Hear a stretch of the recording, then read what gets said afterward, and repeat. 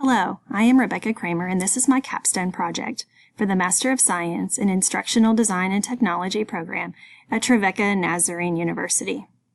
I'm currently a kindergarten teacher in the Rutherford County School District. I've been teaching for 14 years, and all of my experience has been within grades kindergarten through second grade. This program and project offered me the opportunity to create instructional materials for adults for the first time rather than children.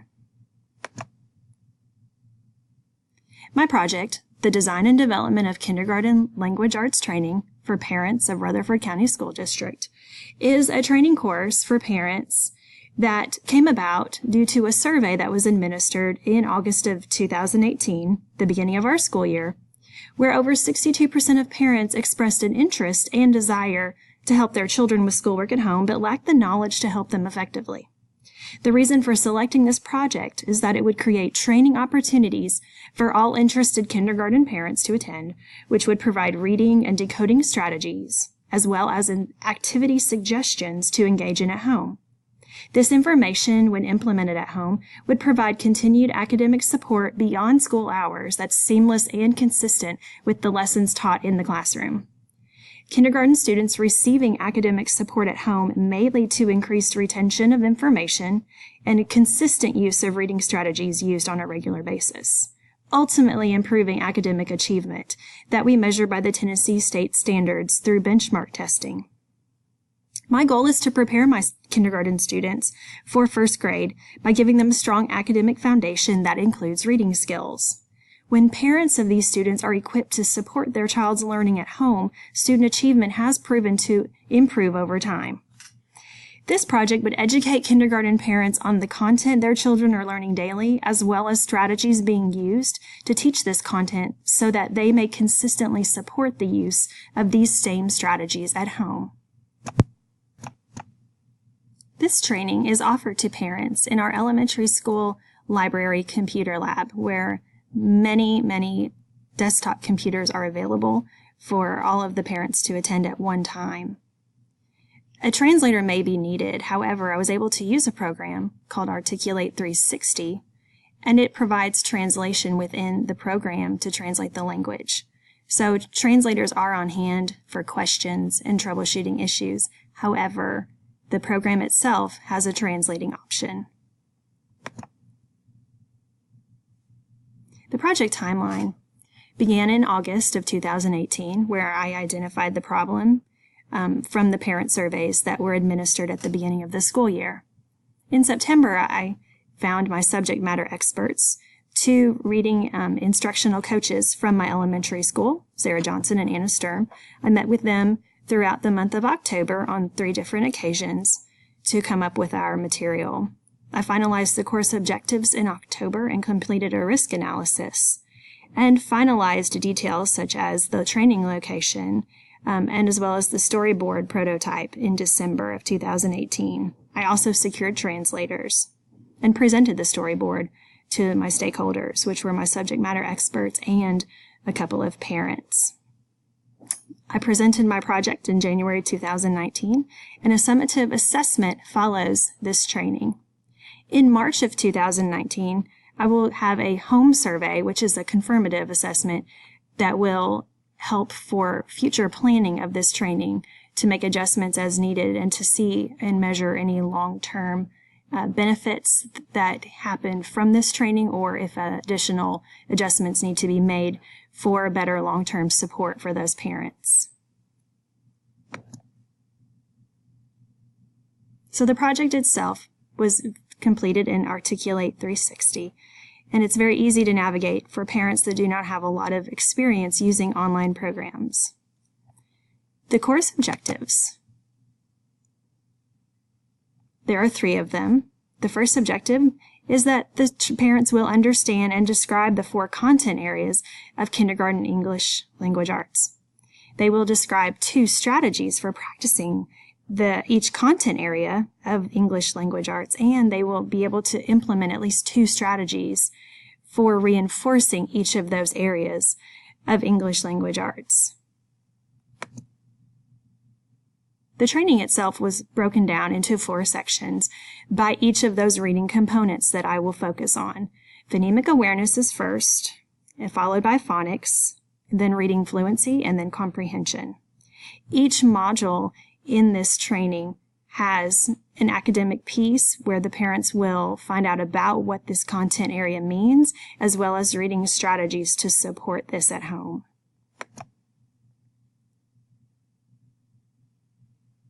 So in the beginning, the parents will click on a subject area. We can start with phonemic awareness. And they will actually get a definition of what that actually means. They can go through all the lessons just to get a quick, concise, and definition of which each area is in a way that they will understand. They just have to hit the next button. They can always go back to the previous screen if they need additional time or additional help. I included some interactive slides within this presentation that will kind of challenge their thinking or help them apply what they're reading in a different way. So here they will read, there's a little prompt that they can read. They'll choose their answer. It prompts them if they get it correct or if they don't. Once they get it correct, they can just hit the next button and go to the next slide. So each content area is broken down into 4 parts. We're starting with phonemic awareness. There will be a content slide that will help them to understand what the strategies are.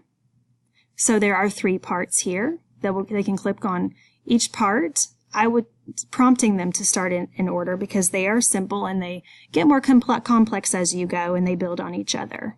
But for each one, they'll get a little strategy or 2 that describe what they can do at home to support that area of phonemic awareness. As they click to the next slide, there is an activity where they can drag and drop strategies. So there are different types of strategies here listed at the bottom, and they have to sort them by category into the area that they think, and it will prompt them if they are correct or not correct. They can continue to do this and then move to the next slide. So they are getting some information as well as an interactive piece. These interactive slides are also serving as a formative assessment. We're continuing with phonics now. They have their informational slide that they can read, and then they have a little interactive multiple choice question that they can answer. Once they submit their answer, it will prompt them if they are correct or incorrect. So they're getting continual feedback throughout the course training. Moving on to reading fluency.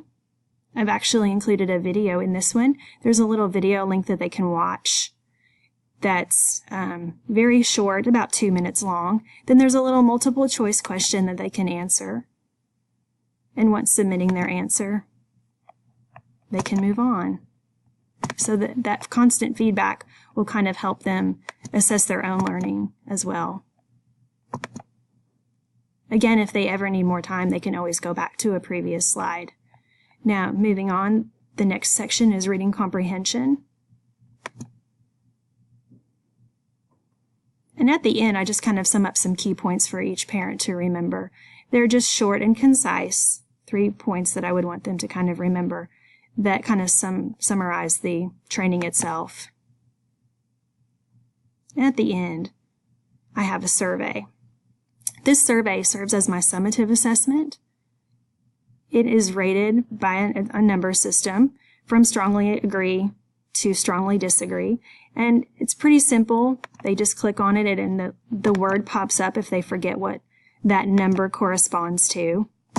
And once they submit that, there's an area where they can give a short answer to describe any other questions or comments that were not fitting into those simple multiple choice survey questions from the previous slide. This can just give me more information about their needs, if they need additional information, or if they were confused about a section that maybe I need to go back and revisit and look at myself. And this will not allow the users to go on unless they type in an answer in here. So it will require them to type in this box before moving on to the next slide. The next slide is just contact information where they can get a hold of me if they need more information or just want to talk to me personally about anything. But I've also included some reading resource links that they can access at home. These websites are games or just informational materials to kind of support their own learning at home if they wanted to kind of do some of that by themselves. Once they hit the end button, it will take them directly back to the beginning of the course again, so they can begin again, or if they can go back and revisit some slides that maybe they just needed a little bit more time with. And that concludes my training. Thank you so much for listening.